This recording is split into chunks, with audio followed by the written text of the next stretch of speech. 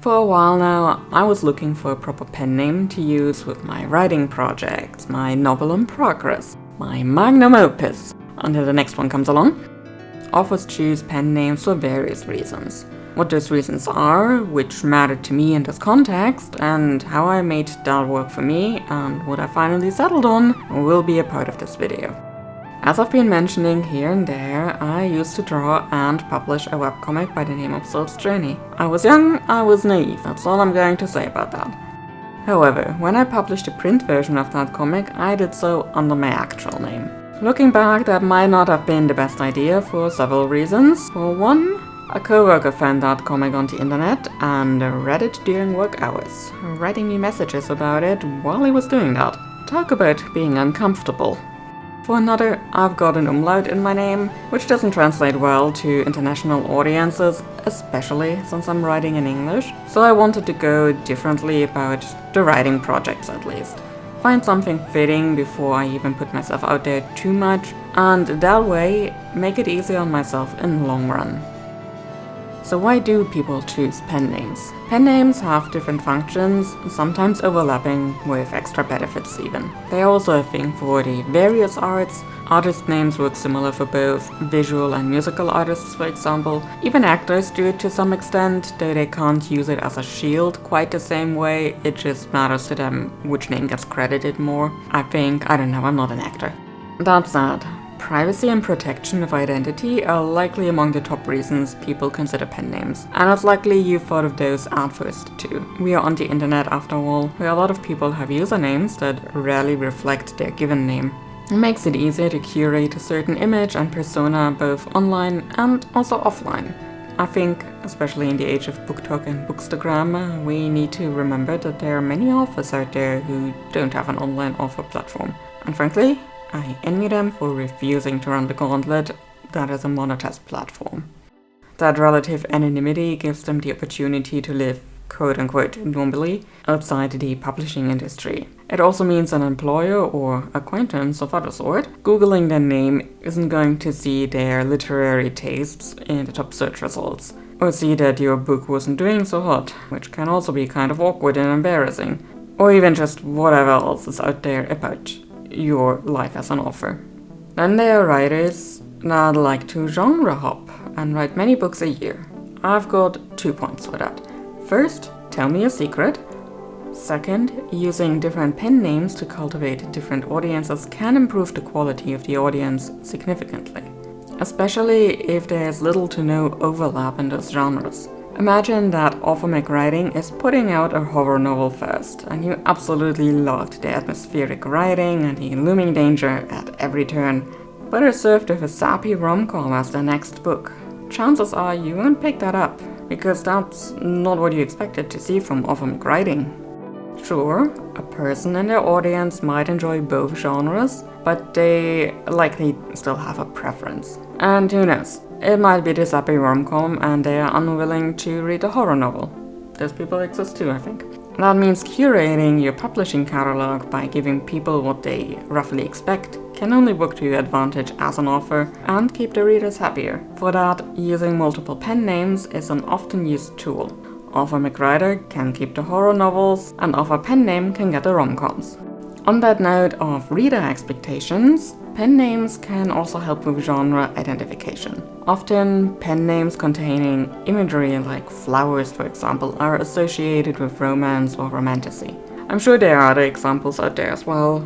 I just can't really think of any right now. Those are the more obvious ones. In any case, make the marketing as easy for yourself as possible. Really, it's hard enough out there. There's also the unfortunate aspect that certain names don't sell books very well. Women authors in fantasy are often put into the romantasy or cozy box, for example. For a while there, most women authors were put in the YAH category. I think that eased up a little bit, but still, few people expect a sprawling fantasy epic. That's a man's work after all. You don't see me, but I'm rolling my eyes. Which is why women authors often resort to initials and a last name. They're not the only ones choosing that format. I'm sure there are men out there doing that as well, but it is more prominent among women authors.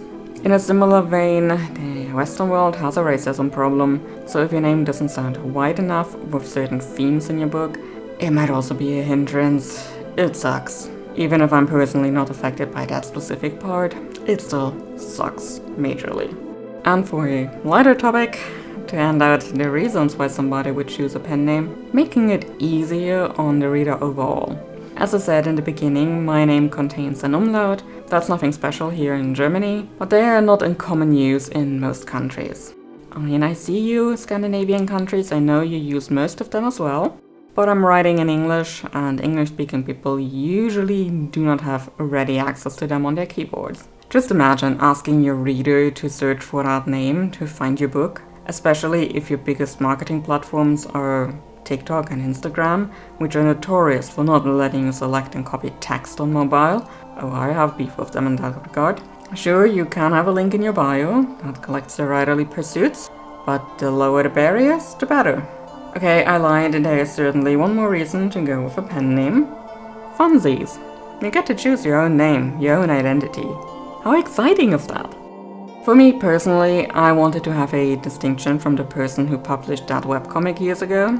Both because I was young and my writing skills weren't really there yet, but also because one is a visual medium, whereas the other is a written one. Keeping those somewhat separate will probably be helpful in the long run. The privacy train has left the station for me, unfortunately, but it is what it is.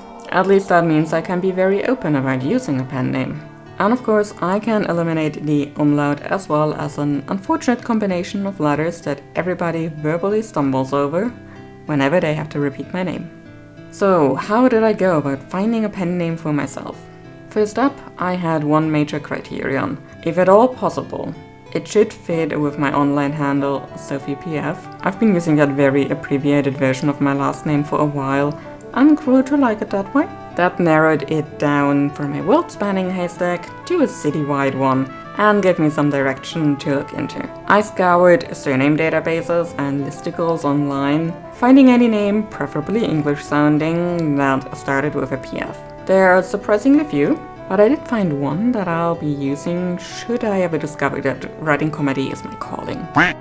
Since I didn't really find what I was going for, I cast the net a bit wider. Surname starting with F, and keep the P as an initialed middle name perhaps. But I didn't really find anything that rang true either. On a whim, I looked into the etymology of my last name. It's a version of Fragner, a type of small wares merchant dating back to the Holy Roman Empire even. The more you know. It started with an F, didn't have the umlaut, and felt easy enough to pronounce for people unfamiliar with German. So I sat on that for a while. I googled variations of S.P. Fragner, author and writer, to make sure there wasn't a literary mastermind already using that name too. This step is important, always Google your options. In a pinch, that can be the deciding factor. As a little anecdote in that regard, Q's story used to be called Guardians. As a working title, I got rid of that very early on, because then the Guardians of the Galaxy was released and there was no way I could beat them in Google search results. Sitting on the name for a while helps too. It's not something most people experience usually, calling ourselves by a new name. It needs some getting used to. But in the end, I kept looking. S.P. Fragner was an option to fall back on, but I wasn't quite warming up to it yet. While I was looking for pen names, I also had a bout of nostalgia to deal with. Assassin's Creed Black Flag and its wonderful soundtrack, including the shanties and folk songs. There was one song in particular I used as an alarm sound during my university days, A Peddler Bold and Robin Hood. The shuffle decided I needed to hear it, and I turned into that Leonardo DiCaprio meme within seconds. Peddler. In spirit, that's similar to Fragner, only the anglicized version. I took about 5 minutes to settle the debate between the British and the American versions of the word, but it wasn't even a fight. The British version won out here, and I had a name, Sophie Peddler. It sounds vaguely fantasy adjacent too, given how many fantasy settings are inspired by medieval Europe. Google checked out on that front as well. Amazing, wonderful, awesome. We're good to go. Except, what about the F? Well, as I saw it, I had 3 options. Number 1, overhaul the entire online presence. Number 2, Pretend the F stands for fiction. Number 3. Use a hyphenated name. With a secret fourth option, I guess, using SP Fragner.